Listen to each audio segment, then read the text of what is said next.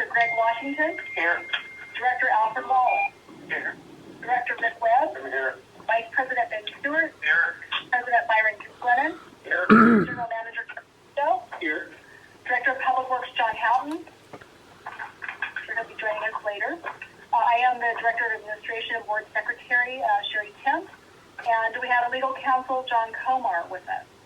I am here. All right. We do have a quorum with our board members. Would you stand and say the pledge with me, please? Ready? Yes.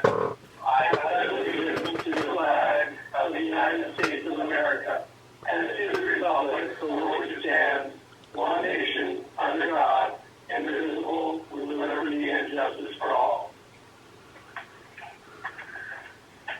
May the God we just pledged allegiance grant this board wisdom as we make decisions.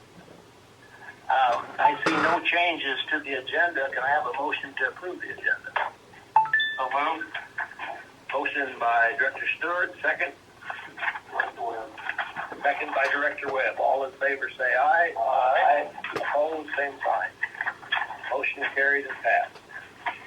It's time for public comments. Anyone out there who would like to address the public at this particular time?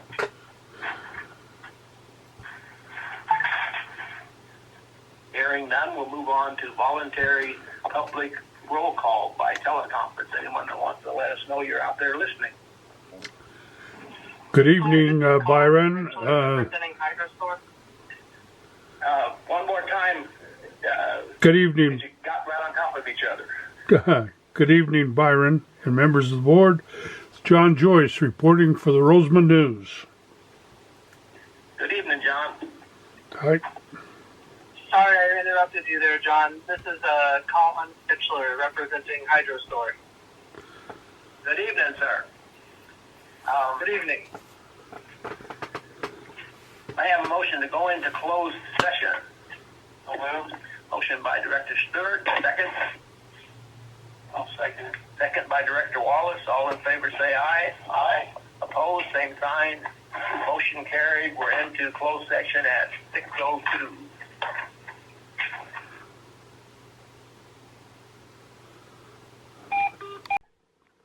Stewart, second Director Washington.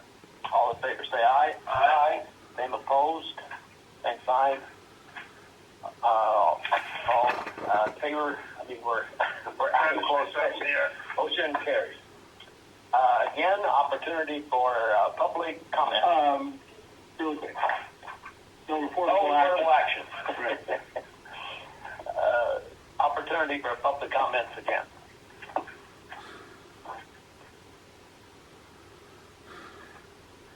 And because Rick requested this, I'm going to make a public comment. Again, I've been looking over my father's writings. This was taken from my father's notes some 70 years ago. It must have been some kind of criticism towards Southern Kern Unified School District, or maybe some criticism towards Antelope Valley High School District, because he was on both boards. But I kind of changed the wording just a little bit so it fits Coastal Community Service District. And it kind of fits in with the little tutor we had on responsibility of directors. Perhaps no person feels more keenly the impact of any criticism being leveled against RCSD than do the directors. I get amen to that? If you want it, I'll amen you. The responsible director should not feel that criticism about RCSD is a personal criticism. Amen?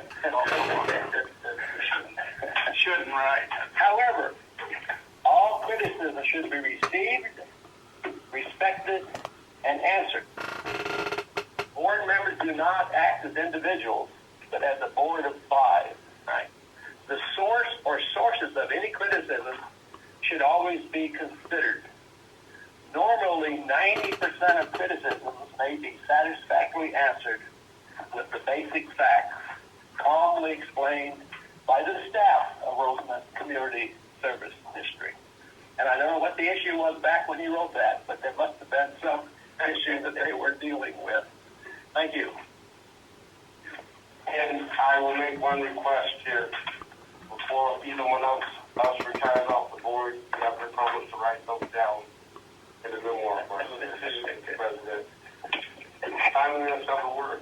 I've had them pushed away for almost 20 years now, and just starting to kind of go through them and realizing maybe way too late how valuable and how intelligent my father was. Yeah. How valuable they are. Thank you. All right, voluntary public roll call. Anyone out there wants to let us know you're listening? All right, moving on. Consent calendar. May I have a motion for C1, C2, C3, C4, C5, and C6? Motion 1, 2, C6. Motion by Director Webb. Second? Second by Director Stewart. All in favor say aye. Aye. Opposed, same sign. Motion carried.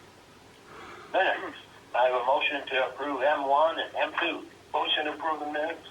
Motion Director Washington. Second? Second Director Stewart. All in favor say aye. Aye. Opposed, same sign. Motion carried. New business. NB1. Authorized consent to collateral assignment of solar project documents and equipment in coordination with SSI Roseman Solar for benefit of key equipment finances.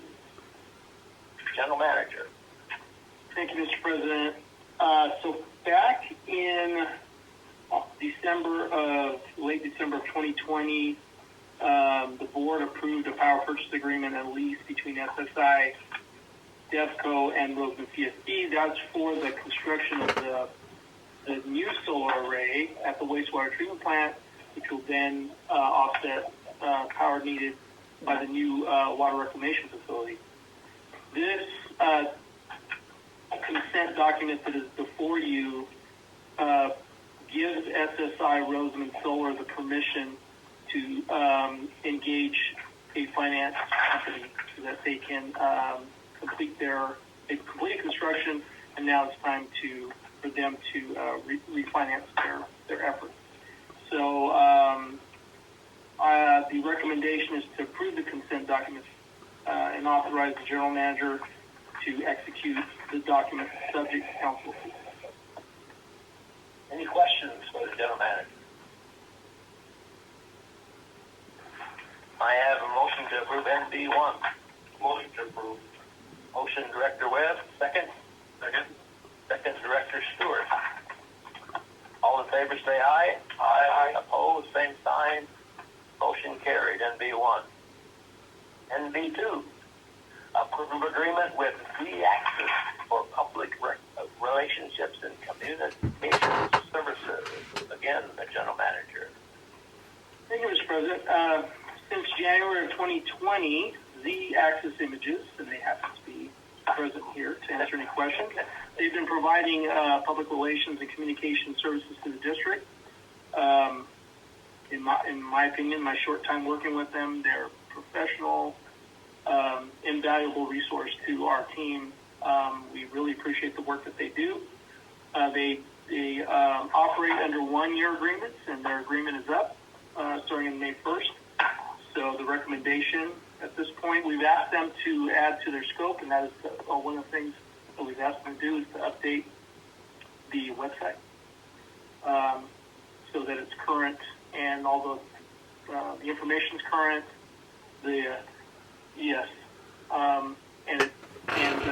I just think it needs to be refreshed and just up to date so that you can easily get to things. And so the maximum contracting value of the contract is $47,856. They, generally speaking, never reached their contracting value, so they only bill on a per hour basis. So I would recommend that you approve the agreement and authorize the general manager to execute subject to council review. Any questions for the general manager or the two young fellows that are right here? Did we get dinner vouchers done yet? I think we need to go back on that contract. No, if I'm essential, I think one of the things guys have benefited us a lot. When keeping information out to the community. I know in that COVID window, you guys were real helpful keeping the community updated about what was going on. That was a big help. Yeah, thank you. I just want to make a comment. I know when I ran for office in 2018, that was probably my top three things, was getting more communication out of what the district does. And you guys came on shortly thereafter, and like you said, COVID, you guys kept us going. You got the word out. I'm extremely happy with what you guys done, your professionalism you guys take. Thank you. Any other questions? In the area of technology, I really am very slow, but I think as a district we need to keep right on whatever the new technology is. Motion to approve NB2. So moved. Second. Motion by Director Stewart, second by Director Washington. All in favor say aye. Aye. Opposed, same sign. Motion NB2 carried. NB3, approve engagement letter with Eddie Bailey for management analysis services. General Manager. Thank you, Mr. President. So, Bailey's has been providing accounting service to the district for over 9 years, and is intimately involved in our processes, our accounting, recommendations. Basically, they make the financials happen according to your desires and policies. One of the things that, as Sherry and I have, as I've started to settle into this position, and looking at processes and information that needs to be tracked much better than it is currently being tracked, I asked our consultant accountant for potentially a proposal to provide these services through Bailey, and they put together a proposal. Is something that they have staff ready to start, versus us going out and hiring a management analyst. We're going to be requesting certain tasks of our consultant, and then we will take those tasks or those work products and then help create the policy or help create the information that we need to keep track of. So the estimate that is in the letter, the engagement letter, is $81,000 over annually, and based on what's already currently in the budget for that position, we'd be saving about $32,500 in salary by engaging Bailey in these services. And so our recommendation is that the district retain them to provide these services as outlined in what's been attached behind the staff report. Any directors have any questions for the general manager? All right, hearing none. May I have a motion to approve NG3? Motion approved. Motion, Director Washington. Second? Second. Second, Director Wallace. All in favor say aye. Aye. Opposed, same sign. Motion carried. NB3. NB4, approved Task 2 under GEI's agreement for the grant application service. General Manager. Thank you, Mr. President. So on February 22nd, the district entered into agreement with GEI for grant application services. And task 1 was, if you recall, was to prepare a letter for an upcoming, in support of an upcoming funding initiative for water, the marketability of facilities for water purveyors, and primarily focused on the water bank that we hold shares in Little Springs. Another grant opportunity has come up. somewhat related, but really a whole different funding source, and that is through FEMA funds, because as you might be aware, there's a lot of water coming down the pipe that the state is scrambling to try to capture and store. And so there's going to be a lot of grant funds available that are going to be issued through FEMA. This proposal that GI has put together would engage Task 2. So there's no new agreement that's required. It's just authorizing Task 2 in the amount of $22,000 to prepare a letter of interest, and then supporting information to support the project description, which has been included in the staff report. And we're familiar with GEI. They've done a number of programs for us, and sometimes we've had a few questions, and most of the time they've been able to answer successfully why we had some concerns with them. But they're a well-known company used by many water agencies. Any questions? Yeah, Mr. Jim. Yes. You said 22,000. Yes. Is that going to be covered by the grant? Is that 22,000? Is that going to be covered? So that'll be the request. So obviously Yeah, but we're going to ask for it inside the grant. So correct. So the let's see, what was the amount of the grant ask? Going to be the grant ask. It was going to be total $48 million. So this is a small investment for the potential for a $48 million project. So there's available funds in budget line item 01-65,000 for this, and that's for outside services. This falls into that category. So again, I think it is an investment well spent. Motion to approve. Motion to approve, Director Webb. May I have a second? Second. Second, Director Stewart. All in favor for NB4? Aye. Aye.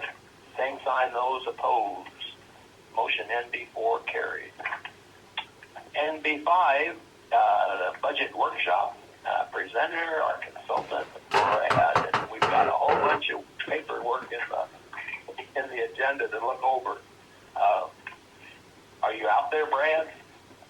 I sure am. Can you hear me? Yes, we can hear you. Good evening, everybody. Are you Yes, for 31 more days. So there's still time to back out? No, I don't think so at this point, Byron. All right, I'm sorry to digress. That's all right. I appreciate the comment. Go ahead. Good evening, members of the board. The district is going into its third year of the 2021 rate study. My year-to-date analysis indicates the district is operating well within expectations of the rate study, despite the continued COVID-related challenges. The water and sewer budgets before you this evening are based primarily on that rate study. The streetlight budgets are based on a preliminary engineer's report, which will come before you in a future meeting for consideration and adoption. The remaining budgets are based on a combination of trend analysis of prior year's actual activity and forecasts of future needs. In an effort to rebuild the reserves while continuing to have sufficient financial resources to carry out the programs and capital projects within the district, the rate study forecasted an approximate operating deficit of $700,000 in fiscal year 23-24. This approach is intended to smooth the impact of the rate increases while simultaneously getting the district's reserves replenished over the 5-year study period. The budget before you, however, is a balanced budget. This is a result of better than expected year-to-date actuals in fiscal year 22-23 and the carryover savings. For fiscal year 23-24, the district proposes operating budget revenues of $13,750,000 and operating expenditures of $10,917,000 and proposes investing $2.56 million into its reserves. Also before you this evening is the draft capital budget for fiscal year 23-24. Having transitioned to what is known as a pay-go capital budget, the district has included the maximum amount of $2.5 million, the expected $2.5 million, with $1 million for water projects and $1.5 million for sewer projects. This proposed budget will also have the following impact on reserves. We'll have a total increase to the general fund reserve of $296,000, a total increase to the water fund reserves of just over $2 million, a total increase to the sewer fund reserves of $44,000, a total increase to the street lighting reserves of $14,700, a total increase to the lighting and landscape district number 2 reserves of $117,000. As a reminder, a budget is a flexible document. It is meant to serve as a roadmap for the expected sources and uses of financial resources over the course of a fiscal year. It is based on the best, most current economic information available at that date. But, like any forecast, circumstances can change, and district staff will continue to monitor both the economic and legal landscapes. We will continue to practice conservative fiscal prudence and will keep you informed of actual performance as the fiscal year unfolds. Thank you again for the opportunity to present the fiscal year 23-24 operating and capital budgets. This concludes my part of the presentation, and I would like to turn it over to the General Manager to present the details of the CIP budget. Thanks, Brad.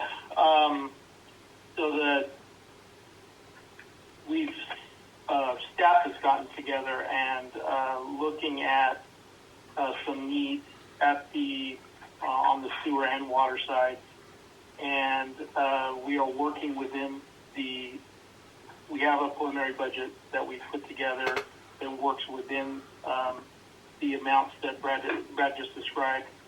We're still kind of doing some last minute tweaks. So the last version will come to you at the budget adoption. But you can count on us staying within, or budgeting at least, for staying within those budget amounts. So there's still ongoing little adjustments here and there. Yes, and Ryan may allude to that when he talks about the wastewater plant operation, how that's going. As to there's some additional needs that have arisen out there that are probably going to need to be addressed in this upcoming fiscal year, or the capital budget upcoming. So we want to make sure we account for those. Anyone have any questions for the General Manager or for Brad at this time? Hey, Brad. Yes, sir. Good evening, Chairman.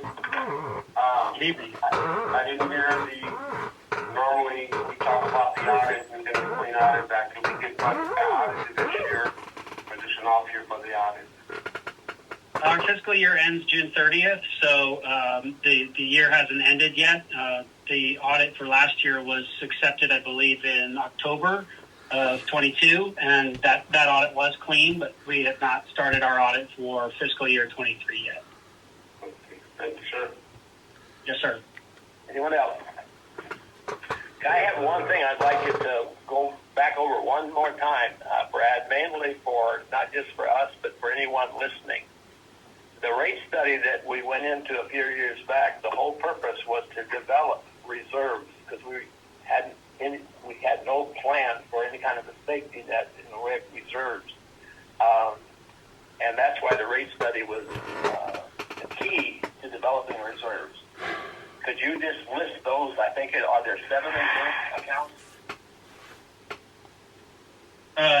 There are Could you just list several those different reserve types, yes. Yeah, different types. Could you just list those reserves again and say where they're at?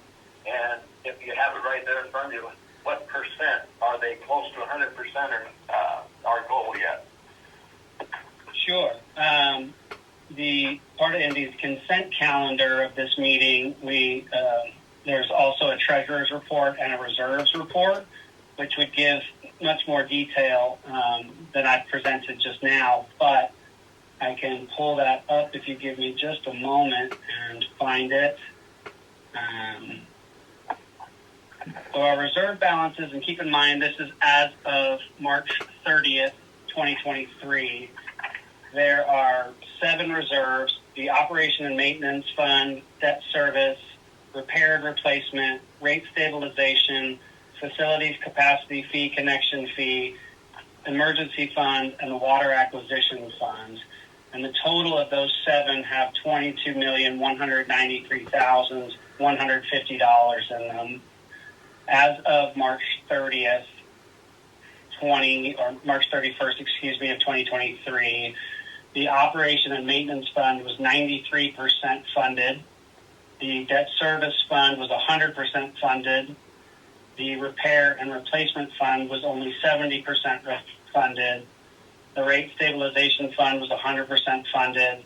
The the Facility Capacities Fee Fund was 100% funded. The Emergency Fund was 107% funded because it's had several years of accrued interest earnings and we don't use that or move it. And then the Water Acquisition Fund is 100% funded. So the big one there, to your point, Byron, is the Repair and Replacement Fund. When I got to the district 9 years ago, there was almost no money in reserves and no plan and a significantly aging infrastructure. And pursuant to Proposition 218, all organizations with utilities have to file and create a new rate study every 5 years.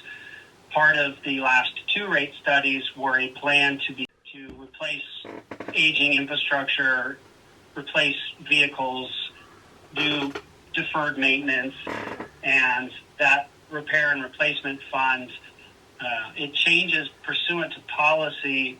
It's supposed to have, it should have a 25% of annual depreciation in it. So it grows. The principal amount grows every year based on the amount of depreciation and the number of assets that we have. So we're kind of chasing a moving target with that one. And this latest rate study in 2021 gave us the best plan so far to achieve 100% funding at the end of the 5-year study period. So we're entering into year 3 now. We've done a good job. That fund has gone up from about 55% over 2 years. So we're making that incremental progress, and it's on track to be 100% funded by the end of year 5 of that rate study. And I look at these in my layman's mind as savings accounts, money we have in savings accounts, and we are earning interest in every one of those reserve accounts. The money's not just sitting there idly, but it's there for when we really need it for some kind of an emergency. Thank you. Yes, sir. Very good. Any other questions? So the approval of the budget will be coming back in a later meeting. Correct. Public hearing. Public hearing, yeah. Okay. Presentations, water reclamation plant project update. Thank you for being patient. Oh, not a problem. Good evening, everyone. So, last 2 weeks, as far as the plant update, Clarkson has been on site. Clarkson is the manufacturer, designer of the bioactives in the aeration basin chain that works in conjunction with ours and the blower manufacturer. Clarkson was on site last 2 weeks. You've heard me talk about the bioact running in the auto function as a 2-step component. Ours and blowers as well as the bioact itself. They were out a couple days last week to verify, check, and ultimately turn over the system in the auto function. That function is currently working, and it is functional. Due to, you can have a certain design when you start the facility, and things change along the way, and that may not be the plan that actually ran. Due to that, outside of the contract, there are going to have to be some minor programming that should be completed for it to be a complete auto function. The original design is there, but the plant is not operated exactly 100% to the original design. So any changes that have to be made are not necessarily part of the contract. It is it would be an extra occurring fee. Nothing spectacular, maybe 3 days of programming, but that will be coming down the line shortly. Another item that was completed was the scum pumps. We waited some time for the scum pumps to arrive because of different miscellaneous things. Pacific Hydrotech was on site as well as the scum pump manufacturer.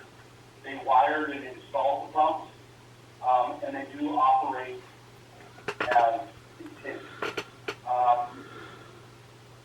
There are some programming that needs to be done. They do operate, they do function, they are wired correctly. There's a couple breakers that need to be changed and some programming that has to be done per the contract before they are fully operational. However, at this point, besides some very miscellaneous things at the plant, raising manholes, valve cans, checking, verifying some things, the construction is close to complete as far as the original contract is concerned. There are some change orders coming in that Tim has discussed in previous meetings as far as the harmonic filters and things of that nature. As far as the plant update in the last 2 weeks, we had a very wet season. That impacted our sludge drying beds and their capabilities. The staff has been working diligently to get in loose sludge, help the drying process. We've also been able to clean a number of the beds. And we've also been working on decant weir changes to help them perform more efficiently. We've also been working after a wet rainy season.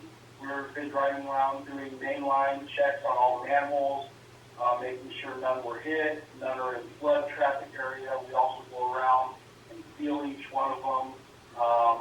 That does two things. It helps prevent I&I during the rainy season.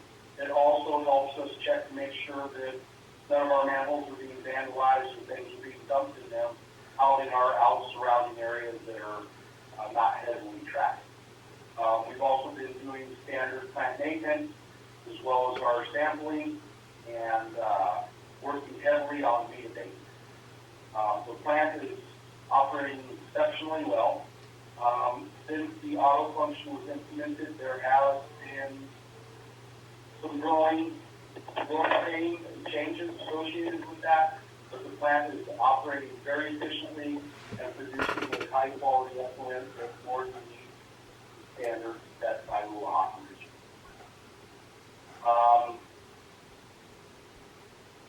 Looking forward to kind of what Tim stated. In the next coming budget, and in this budget, there will be some added increases that we're not seeing. One of the things is, as the responsibility of an agency, we have a byproduct, sludge that is produced by the plant. Sludge hauling off is subject to EPA 40503. Those are the regulations that we have to adhere to, and then some things that come with that. The sludge is hauled off to a company that uses it for fertilizer and other things. We do not pay that company to take our sludge. However, we do pay the hauling cost. And to try to help mitigate that, it is awful late. Due to that, part of the 503 is we are able to have the sludge on site for 2 years. But there are vector control, there are measures that you have to do. I can't just haul the sludge out and set it on the ground. Not acceptable.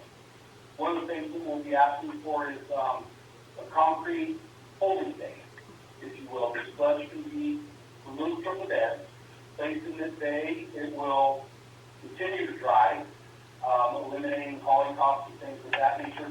Plus, every 6 months, I won't be contracting to have trucks coming in hauling sludge. We can hold it for a period of time until we're full and have a reasonable quantity hauled out at once. That will be one of the changes. Another thing, in the past, when Steve was here, we had Brian Piacorta and another gentleman come out and talk about the grid removal system. That has not gone away.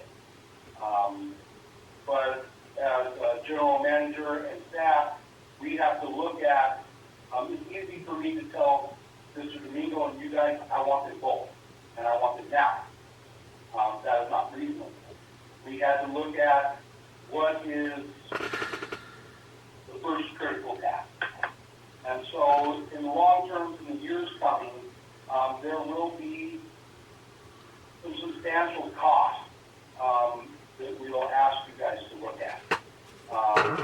And we've done our best to try to break it up by what is critical, and those are some of the things that Mr.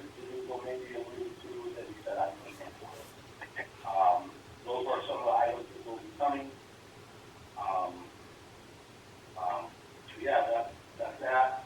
Like I said, there are some change orders that are going to be coming to the current plant design as far as the backup generator and the blowers running off backup generators if they are required to. Those costs are still coming. I know the project is completed. Will be anticipated.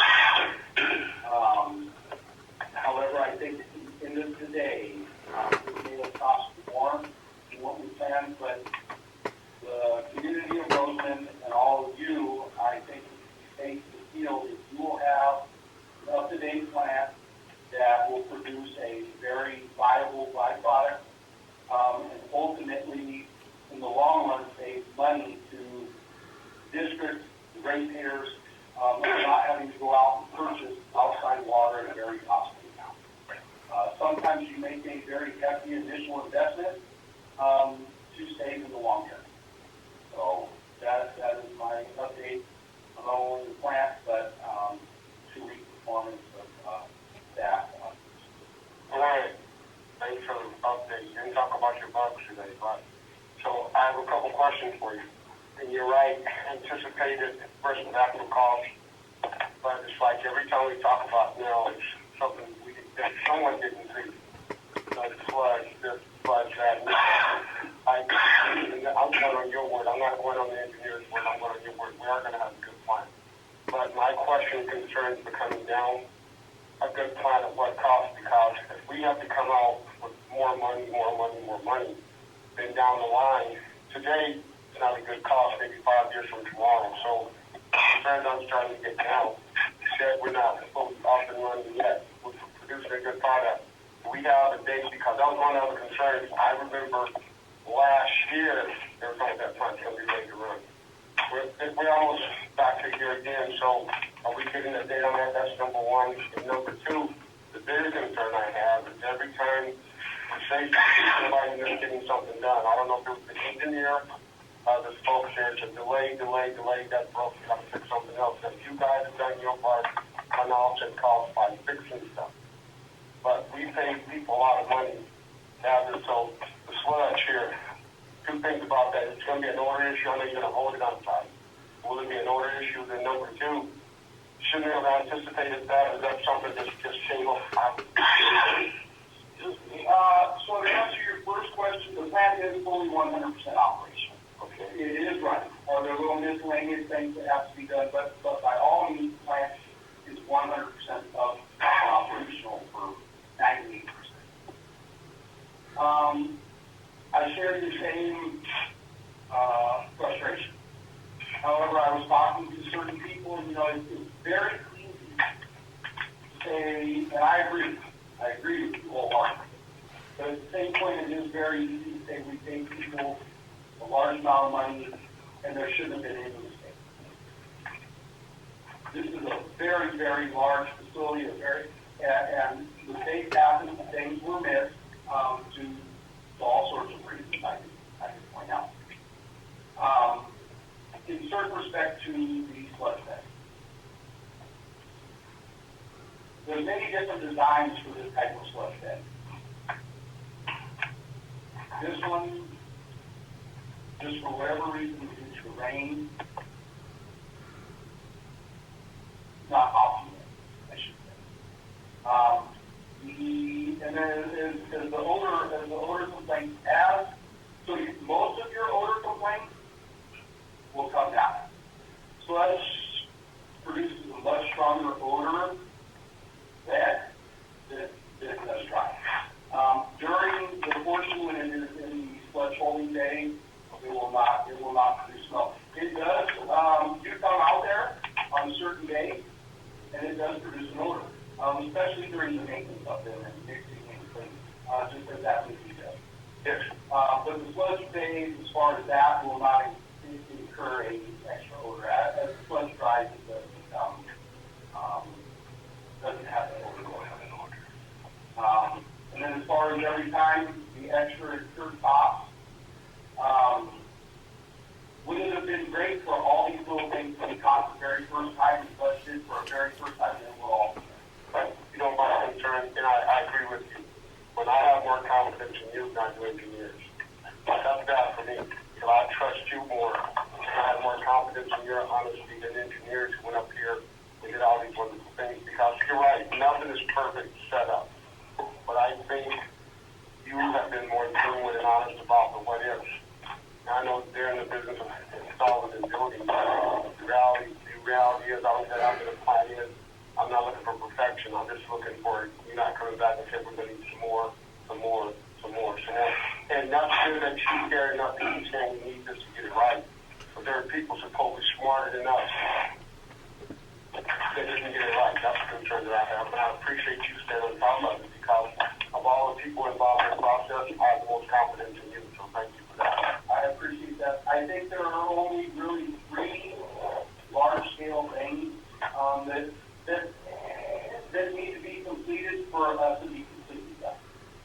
And as operation of the plant goes, we may be able to check 1 or 2 things off that list. A holding bay, that push to take it out and set it on the ground is not acceptable, I believe, by anybody. No, absolutely. The grid. I will continue to work with Mr. Domingo. Yes, you know, I think you last year said you will upgrade the grid. It's not a choice, you will do it. For someone that has more experience than me, more education with me, with speaking with Mr. Domingo, we may be able to figure ways around it. We will see on that item. And then there's one other item that comes in with the sludge that may, but that will all determine on the performance of the next year of the sludge. I may come to you and ask for a safety design. We have wet seasons like we did now. It's very difficult for us as staff to operate the bed in the current state. But those are all things that may come if and when the performance of the plant. There's other things that we will try first before we come and ask for charge. Any other questions? How many drying beds did we have under the old plant? How many do we have now? We had 6 under the old plant. We have 11 now. Okay, and with this drying pad that you're talking about, is there going to be some type of curbing around it? Because, you know, the wet season, we just pile stuff on there, that's going to just run off. Agreed. The original design that we had is a 3-sided with concrete bottoms with a traffic rated drain in front, slope to the front, that and the plan of it would be that this is stored for summer and everything is all out there and cleaned by winter. But in the event of that, we would have a traffic rated drain that the decant is in, referred back to the sludge drying bed, so it's not going all. Then my next question is, so is this a cost savings for the drying pad? Because if it's based off weight, it doesn't matter how much it weighs if we're going to pay for it to haul now or later. So it's a cost savings in the effect it is off of weight. But if I take sludge right now that is very wet and dense, it's going to weigh more. The longer I can leave it on site and let it dry in a secure, safe place, it would be a cost savings to the continue to dry out. As long as we don't get rain in the meantime. As long as we don't get rain in that time. Sorry, I'm very jaded over the last 6 months. Yeah, that's fine. You know, the original design of the 6 beds, you have to understand, we did not see the flaws in the original bed. The plant was only operated for a couple of years and then shut down. Right? So the sludge that was in there, we didn't have to clean the beds by the time the plant was shut down. So we didn't see a problem with drying and drainage because the plant didn't run long enough. The other item is with the startup of the plant, we will waste seed very heavily. We produce a lot of byproducts. And then with the wet season, we had incurred problems. Right. Any other questions? All that water and all these problems. Thank you, Ron. You can on top of that. Thank you. Appreciate that.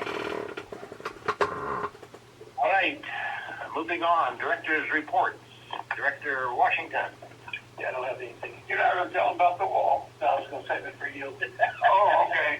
Director Wallace. No, I don't have anything. Director Stewart. Nope. And Director Webb. Well, I have two things. First of all, Mr. GM, maybe you could contact Kern County about the common areas because the weeds are out of control. They're getting tall as 3 to 4 feet there. And I know it's not often we have the problem that we didn't have the problem, but maybe if you can call over there and ask them what they're going to do with the problem. You're talking about just all common areas? Yeah, code enforcement issue? Somebody's issue. Yeah. Right away. The right away, that way, the other way. Yeah. So within the right of way. Okay. Yeah. Yesterday, I listened in on a PFOS class there. I know we all have our opinions on it. I think the problem that ship's already sailed because that stuff was way back. But it was still interesting information that I got from it. And I think that one thing that Ryan just spoke about is one benefit, which is the plant, we can get a ton of rain, but offsets that. I think that's the whole challenge with PFOS stuff. You got one thing and you didn't. But on a real serious note, the community lost one of our friends. That's the Franco family. Lived here forever. They lost their son. So just having your friends, that accident, I don't know the full story, but kids shouldn't leave before their parents. But that's food for thought. Let's pray for the Franco family. That's all I have, sir. It's ironic that he said pray. Let's just take a second now, and if you're a praying person, pray silently for the Franco family and their loss.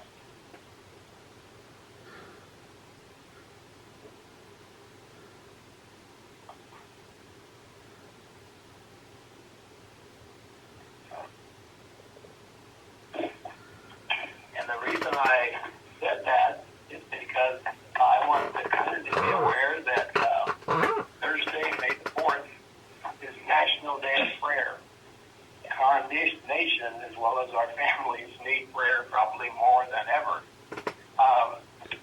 The Antelope Valley Ministerial Association, those who are involved in that, have decided to come together this year, although probably a number of different prayer things on Thursday.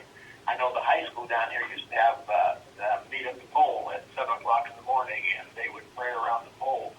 Anyway, but the Antelope Valley Ministerial Association all got together, and they're going to have a time of national prayer at the City Church at 7 o'clock on Thursday evening.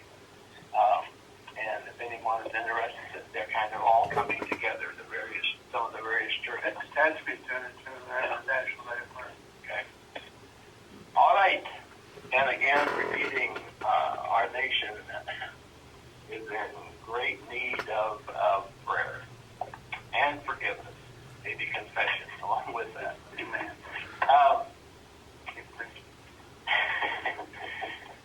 General Manager, our General Counsel update.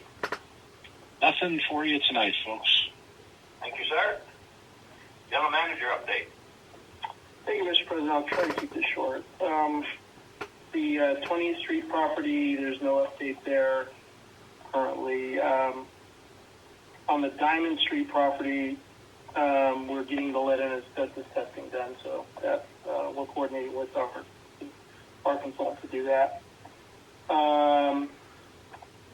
Related to Diamond Street, Kern County Public Works is going to be doing a ribbon cutting for the Diamond Street improvement project, Friday, May 5th at 10 a.m.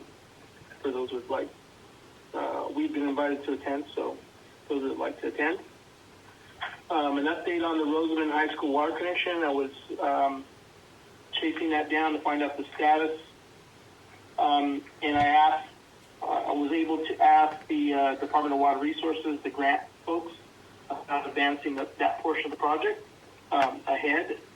And they said it's definitely a possibility to do that because the pipe and the valve is already on their side of the meter to isolate the irrigation system from the potable water system. So I don't know what the status is on that. Like a backflow or something? No, so it's a common system right now. So they have a well, but then distributes water to irrigation and potable. So they got to fix it. They got to separate it. They've got to fully separate those two systems in order to utilize our waters exclusively. So I don't know what the status is on that. And the grant funds are currently not available for that, but I think the state was going to look into that. So I'll report back as soon as I find any more information.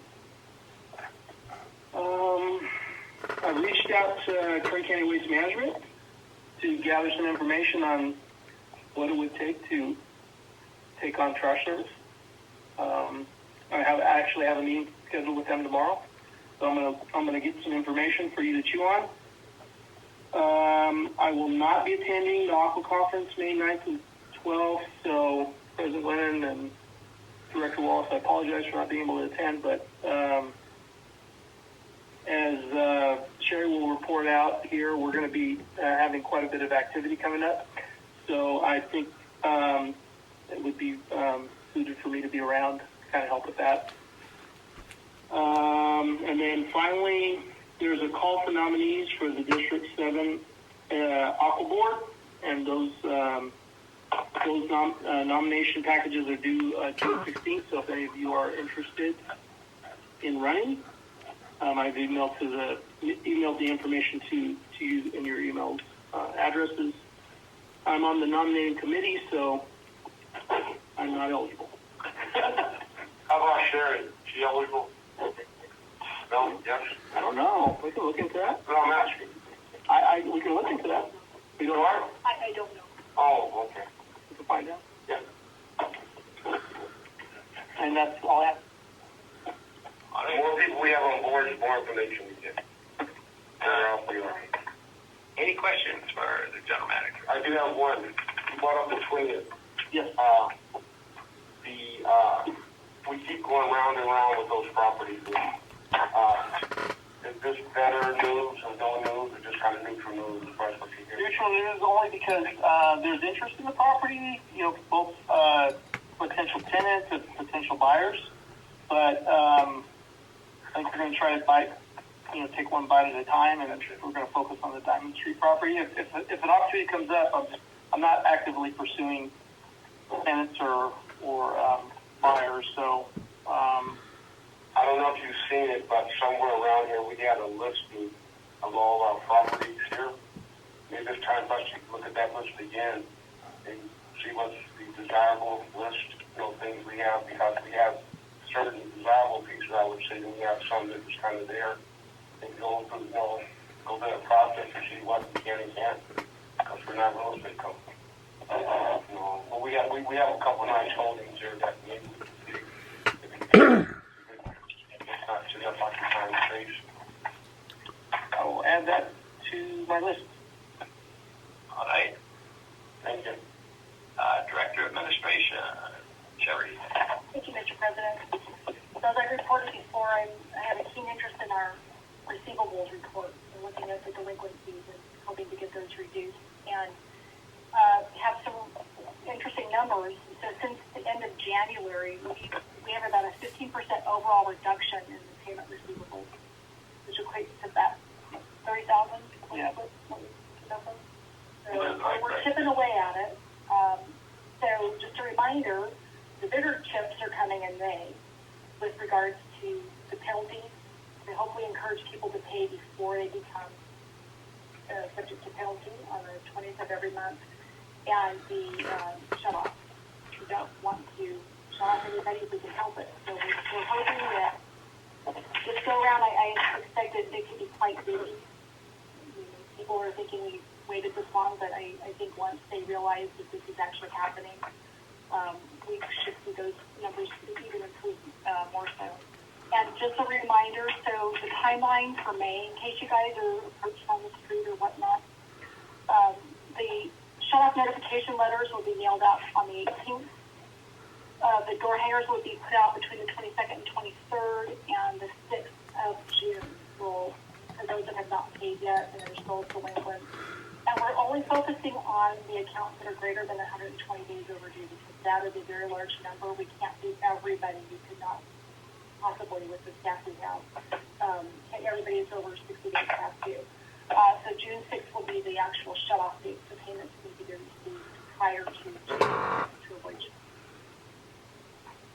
And we're encouraging those who are really delinquent to let us know, because we can make some arrangements. Absolutely. We have a great program for a payment arrangement to take advantage of. Okay, Steve, so if someone they had the misfortune of getting that utility turned off, say Friday, we're going to have people, and they came in to get the bill squared away. We're going to have people available to get the water back on. We're going to have to go the whole weekend. That's a great question. I won't do shut-off on a Thursday. They're going to be done on a Tuesday or a Wednesday. Gotcha. Okay, so they'll be able to come in and get them back in place. Correct.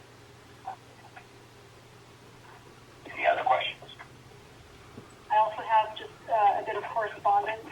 We've received a copy of the 2022 audited financial statement for the Southern California Water Board Authority. If anybody would care to see that and would like a copy, just let me know. And that's the end of my report. All right.